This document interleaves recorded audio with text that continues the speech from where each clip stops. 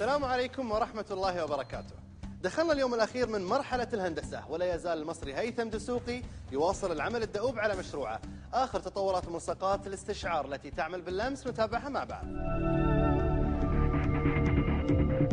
هيثم دسوقي قرر العمل بمفردة تاركا خيار شريك العمل إلى إحدى المراحل المقبلة. أول وحدة بدنا نستخدم هذا السنسور اللي عملناه بالسيطرة على مفتاح مي.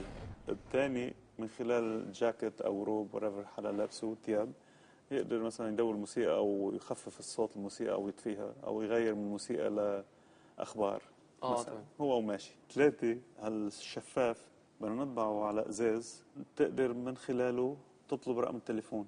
آخر شيء عندك 3 تطبيقات، 3 بدنا نطبقهم مجسم واحد، تقريبا كأنه أنا فايت على غرفة بأوتيل أو شيء. أول ما بدأت في المرحلة كنت متحمس جدا أن أنا أشتغل، والحمد لله أدواتي جات لي على طول وبدأت أن أنا أشتغل في المشروع. أنا في فكرة تدور وتطفي المية. أيوه أنا عايز أعمل إيه في تدوير وتطفية المية. أصل كمان أنا لسه هتحكم في سرعة المية. ماشي؟ لسه ما اتكلمناش عليها. لا ما هنتحكم في سرعة المية. ما هنتحكم في سرعة المية؟ أون أوف. متخيل ان انا هتحكم في الحنفيه بشكل اكثر تعقيدا، ان انا هتحكم في سرعه الميه وهتحكم كمان في درجه حراره الميه. انا عايز اطور الحنفيه. اوكي بس ما انت برجع بركز لك على شغله. انت اختراعك الحنفيه؟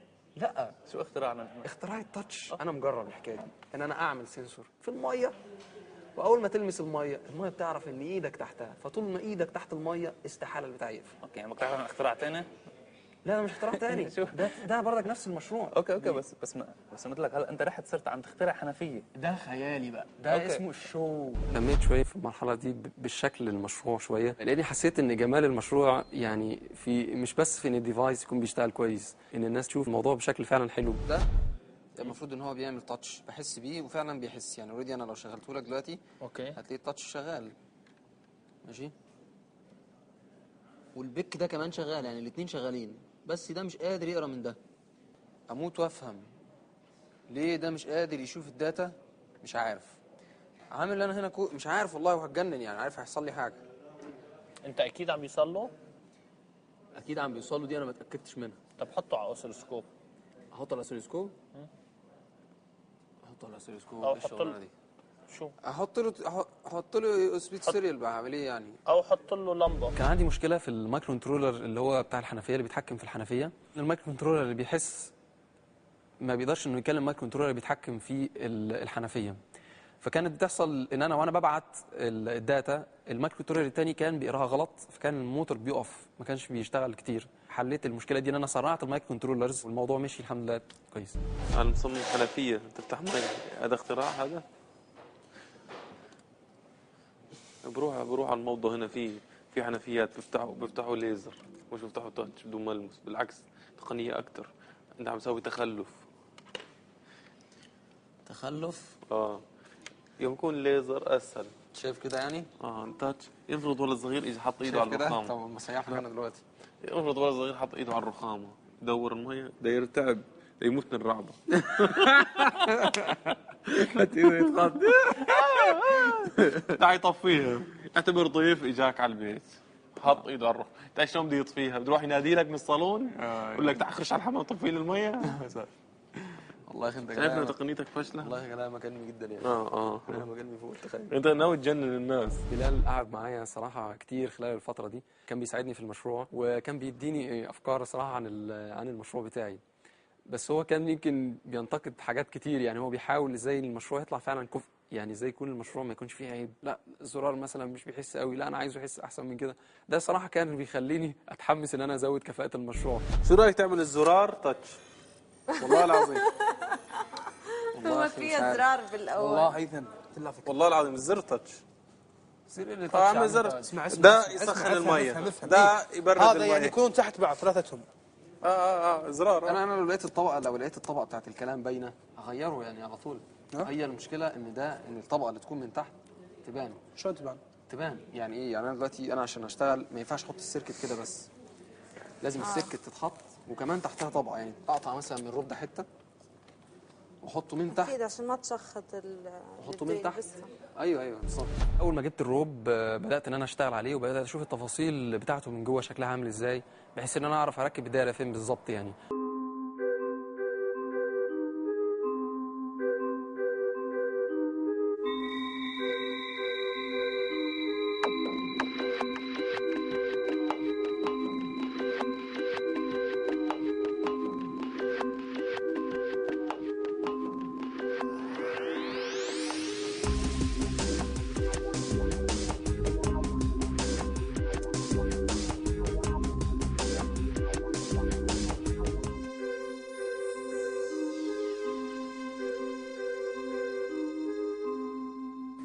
ده زي ما انت شايف كده عامل كده، لما تيجي ترفع ايدك لفوق بياخد قيمه الثريشولد.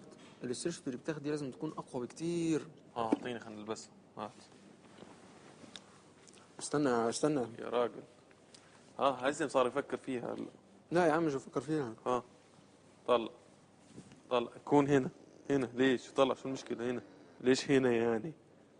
لازم هنا لا ليش لازم هنا؟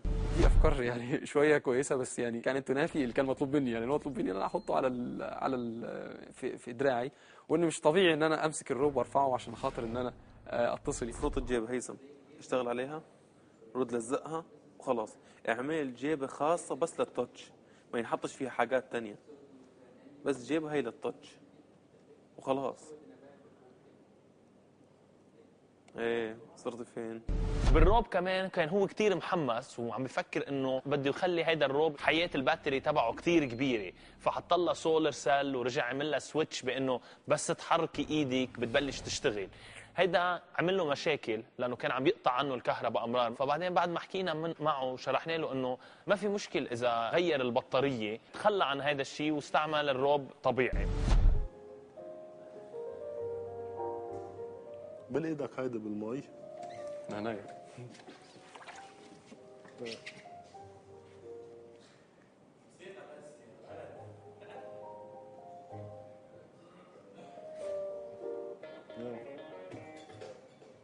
يلا منيح غد. قنعتني. في البدايه وصل لي الحديد بتاع الحمام، وبعدين جالي الخشب اللي انا المفروض احطه على الحمام، جالي الحوض، الموتور اللي هو بيرفع الميه، السخان، وبعد كده جمعنا الحاجات دي كلها مع بعض وعملنا تجربه في السريع. حصلت فيها شويه مشاكل بس الحمد لله اشتغلت في الاخر. شفت الحمام بتاعي؟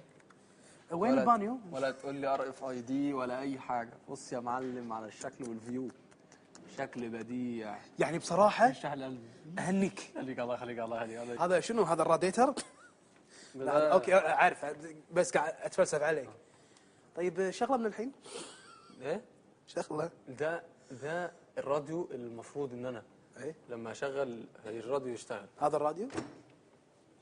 تشد بعدين بس تعال، من وين بيب الماي؟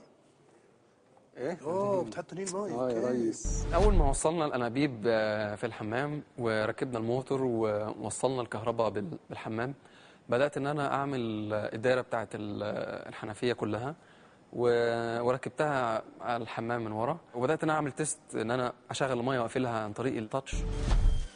يعني بص انا بيشتغل كويس. طيب. بس انا اللي بشغله يعني يعني ايه، عندي مشاكل في الجزء ده اللي هو بتاع فتحان الميه وقفلانها.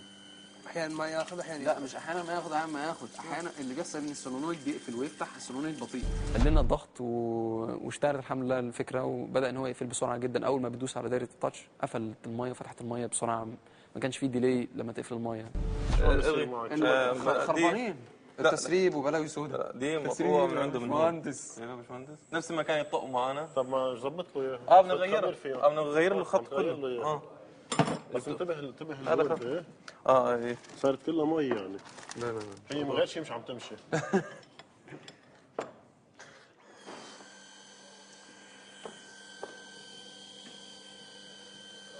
خلاص طفي ده السكر باغي.